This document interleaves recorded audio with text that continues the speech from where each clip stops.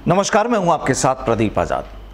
राजस्थान में अब मौसम वाकई काफ़ी बदल गया है। पहले जहां सर्दी का माहौल था, अब गर्मी तेज होने लगी है। लेकिन केवल आसमानी मौसम नहीं, बल्कि सियासी मौसम की भी अगर बात करें, सुबह के सियासी मौसम की, तो यहाँ भी अब काफ़ी बदलाव और अलग अलग रंग नज़र आने लगे हैं। किस तरीके के आरोप प्रत्यारोप यहाँ पर जो चल रहे हैं, सड़कों पर भाजपा उतरी हुई है, कांग्रेस के ऊपर आरोप ये लगते हैं कि वो अपनी हठधर्मिता पर अड़ी हुई है। तमाम तरह की चर्चाएं और परिचर्चाएं यहाँ पर इस समय चल रही हैं और आज इन्हीं सभी मुद्दों को लेकर बातचीत होगी। खास बातचीत के लिए हमारे साथ मौजूद हैं हिमांशु शर्मा जी। आप भारतीय जनता युवा मोर्चा के प्रदेशाध्यक्ष हैं। हिमांशु जी, किस तरह से देखते हैं पिछले कुछ दौर को और आज के दौर को? देखिए, जो राजस्थान की कांग्रेस सरकार है, इसने इस देश के अंदर सबसे कम समय में सबसे ज़्यादा एंटी इनकम्बेंसी स्थापित करने का कीर्तिमान स्थापित किया है। राजस्थान में आप देखेंगे किसान हैं वो इनसे त्रस्त हैं, युवा जो है वो इनसे त्रस्त है, महिलाएं जो हैं वो इनसे त्रस्त है। ये अपने इलेक्शन मैनिफेस्टो के अंदर वादा करके आते हैं कि हम बाल विवाह रोकने का प्रयास करेंगे, परंतु होता क्या है, जो विधानसभा में इनके पास थोड़ा बहुत बहुमत है, उसका सहारा लेकर एक ऐसा बिल पारित कराया जाता है जिसके माध्यम से बाल विवाह को वैधानिक दर्जा देने का प्रयास करते हैं। युवा मोर्चा के कार्यकर्ता सड़कों पर आते हैं, सरकार को झुकना पड़ता है। फिर एक और दूसरा उदाहरण दूंगा। इलेक्शन मैनिफेस्टो में वादा करते हैं कि साहब ये जो भर्ती प्रक्रिया होती है उनमें अनियमितताओं को दूर करेंगे, पर आप देखेंगे कि भर्ती प्रक्रियाओं में अनियमितताएं करके राजस्थान के युवाओं को बेरोजगार करने का काम राजस्थान की कांग्रेस सरकार ने किया है। रीट परीक्षा एक बहुत बड़ा उदाहरण है और आज आप सभी ने न्यायालय का एक ऑर्डर देखा है कि किस प्रकार आरएएस की जो प्री परीक्षा थी उसको रद्द किया गया न्यायालय के द्वारा। तो यहाँ पर ठीक है, आरएएस का ये हुआ है, लेकिन बात करें, अभी आपने रीट का जिक्र किया, तो यहाँ पर पिछले कुछ दिनों पहले एक नई चर्चा शुरू हुई थी नाथी का बाड़ा, और जिस पर आरोप ये थे कि आप ही लोगों ने डोटासरा जी के घर पर भी इस तरह की कोई इबारत लिख दी थी। देखिए, राजनीति है और राजनीति के अंदर लोकतांत्रिक परंपराओं में रहते हुए हमें हमारे मुद्दे उठाने का अधिकार है। हमने जो कुछ किया वो संविधान सम्मत तरीके से किया और डोटासरा जी के जो स्थिति है वो स्थिति यह है कि वो शिक्षा मंत्री थे। उनके शिक्षा मंत्री रहते हुए परीक्षा आयोजित की जाती है। परीक्षा जब आयोजित की जाती है तब आप नेटबंदी करते हो, तो वो नेटबंदी जो थी वो नकल रोकने के लिए नहीं करी गई, बल्कि वो पेपर वितरण के लिए की गई, पेपर लीक करवाने के लिए की गई। बहुत गहरे और गंभीर आरोप लगते हैं कि पेपर लीक करवा दिया गया और 26 लाख अभ्यर्थियों की जिंदगी का प्रश्न है। उनको युवा मोर्चा के कार्यकर्ता सड़कों पर उठा रहे हैं, सरकार किसी भी तरीके से उसमें संज्ञान नहीं ले रही है। हमारी प्रारंभ से मांग है कि इस मामले की सीबीआई जांच होनी चाहिए और सरकार उसमें नानुकुर कर रही है। तो युवा मोर्चा के कार्यकर्ताओं ने सड़कों पर डंडे भी खाए, लाठी भी खाई, और केवल जयपुर में ही नहीं, कोटा में भी खाए। जयपुर में हमारे प्रदेश अध्यक्ष आदरणीय सतीश जी पुनिया के ऊपर लाठीचार्ज हुआ। आपने देखा कि कितनी बड़ी संख्या में राजस्थान के युवा सड़कों पर आए। तो युवा मोर्चा के कार्यकर्ताओं ने बहुत संविधान के दायरे में रहकर अपनी बात उठाने का काम किया, परंतु यहाँ पर मैं आपसे आग्रह करूंगा कि आपके चैनल के माध्यम से एक मूल्यांकन होना चाहिए। अगर हमने संविधान के दायरे में रहकर अहिंसात्मक तरीके से राजस्थान के 26 लाख युवाओं की आवाज उठाई, कांग्रेस के कार्यकर्ताओं ने क्या किया? भारतीय जनता पार्टी के प्रदेश अध्यक्ष के ऊपर हिंसात्मक तरीके से हमला करने का काम किया। दोनों में कंपैरिजन किया जाए, दोनों का मूल्यांकन किया जाए कि राजस्थान की राजनीति में या भारत के इस लोकतंत्र के अंदर क्या परमिसिबल है, किसको एक्सेप्टेंस मिलनी चाहिए। एक और उदाहरण देना चाहूंगा। जब कांग्रेस के कार्यकर्ता सतीश पूनिया जी के काफिले पर हमला करते हैं, और वो जानलेवा हमला है, वीडियो क्लिप्स आपको देखनी चाहिए, हमला करने वालों के ऊपर कोई कार्रवाई नहीं की जाती।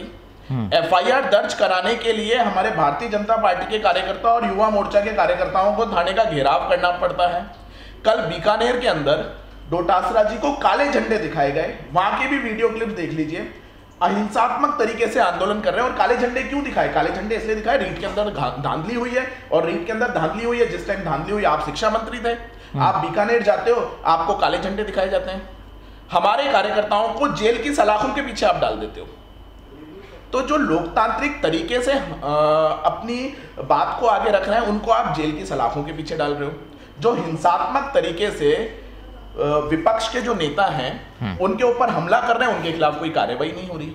तो इस तरीके का जो तंत्र है राजस्थान के अंदर चल रहा है, कांग्रेस की शय पर चल रहा है, मुख्यमंत्री की शय पर चल रहा है। और अगर इस तरीके का तंत्र चलेगा तो 2023 जो है उसमें राजस्थान की जनता इनको राजस्थान से बाहर का रास्ता दिखाएगी। अच्छा, यहाँ पर रीट एग्जाम को लेकर ये बार बार मांग उठ रही है और अभी भी लगातार है कि इस मामले की जांच सीबीआई से हो। आपने भी अभी ये चीज़ बोला, तो क्या एसओजी पर आप लोगों को भरोसा नहीं है?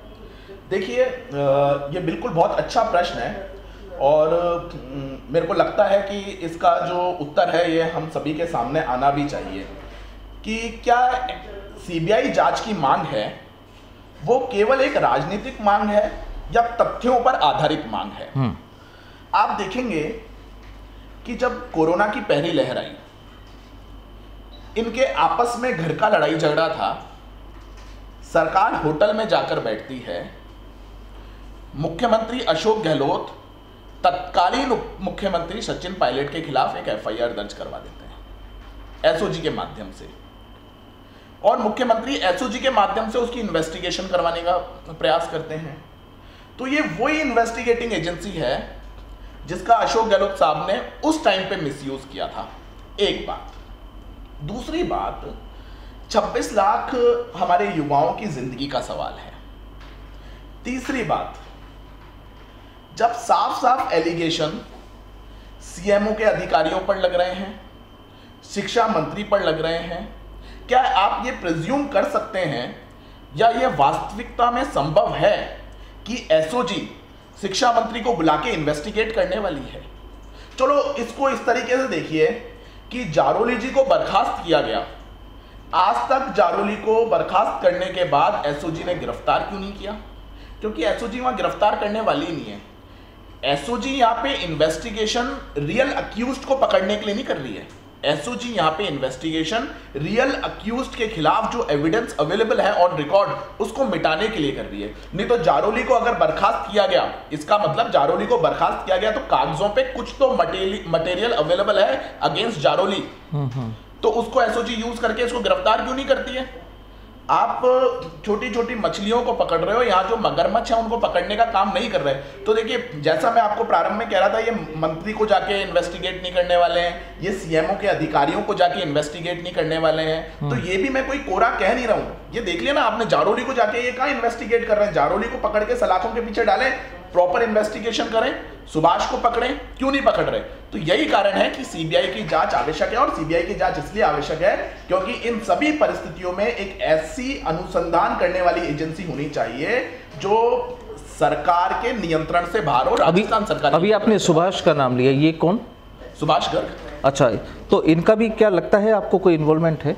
आप देखिए, ये सभी लोग, सुभाष गर्ग, जारोली, ये सभी उस टाइम के जिम्मेदार लोग हैं। और जब ये लोग जिम्मेदार लोग हैं तो इनको बुला के, चलो अरेस्ट करना दूर की बात है, एक बार एसओजी बुला के ग्रिल तो करे, इन्वेस्टिगेशन तो करे, एविडेंस सामने आएगी, उसके बेसिस पे आप इनको अरेस्ट कीजिएगा, आगे लेकर जाइएगा। देखिए, क्या 26 लाख युवाओं का अगर प्रश्न है तो क्या आप एक ऐसी इन्वेस्टिगेटिंग एजेंसी को इन्वेस्टिगेशन दे सकते हो जिसके ऊपर आरोप लग रहे हैं? क्या ये होते रहने देना चाहिए कि इन्वेस्टिगेटिंग एजेंसी इन्वेस्टिगेशन के माध्यम से एविडेंस कलेक्ट ना करे, जबकि एविडेंस को डिस्ट्रॉय करे, एविडेंस को नष्ट करे? यहां पे यही हो रहा है, एविडेंस को कलेक्ट करने का काम नहीं हो रहा, एविडेंस को डिस्ट्रॉय करने का काम हो रहा है। और किसके अगेंस्ट एविडेंस को डिस्ट्रॉय करने का काम हो रहा है? कि साहब सुभाष जी के खिलाफ एविडेंस को डिस्ट्रॉय करो, जारोली के खिलाफ एविडेंस को डिस्ट्रॉय करो, डोटासरा जी के साथ के लिए जो एविडेंस। तो ये एसओजी ऐसा किसके कहने पे कर रही है? सरकार के नियंत्रण से बाहर होनी चाहिए। सरकार के नियंत्रण में है तो सरकार के कहने से कर रही है। लेकिन अब सरकार का ये, कांग्रेस का कई बार ये भी कहना होता है कि आप लोग सीबीआई की जांच इसलिए कराना चाहते हैं कि सीबीआई केंद्र में आपके अधीन है। देखिए, अगर ऐसा कोई कारण होता तो फिर ये इतने सारे ग्राउंड्स क्यों नहीं आ रहे? आप एसओजी के थ्रू देखिए, आज तक जो हुआ उसके आधार पर मूल्यांकन कीजिए। क्या होगा उसके आधार पर मूल्यांकन मत कीजिए। आज तक क्या हुआ, आज तक जो हुआ उसमें तो एसओजी का जो अनुसंधान है उसके ऊपर ही आंच आ रही है। साफ साफ बात है ना, क्यों एसओजी ने जारोली को अभी तक इन्वेस्टिगेट करके अरेस्ट नहीं करा? तो एसओजी की जो जांच है उसके ऊपर आंच आ रही है, तो आगे की बातों पे तो ये किसी भी तरीके का एलिगेशन लगाते रहे। बात यह है कि कांग्रेस सरकार को इस पर राजनीति करनी है या 26 लाख युवाओं को न्याय दिलाना है। उनको राजनीति भी करनी है, राजनीति के साथ साथ जो जिम्मेदार लोग हैं उनको बचाने का काम कांग्रेस सरकार कर रही है। कल जो बजट आ रहा है उस पर किस नज़रिए से देखते हैं कि किस तरीके का बजट हो सकता है और क्या उम्मीदें आप लोगों को हैं?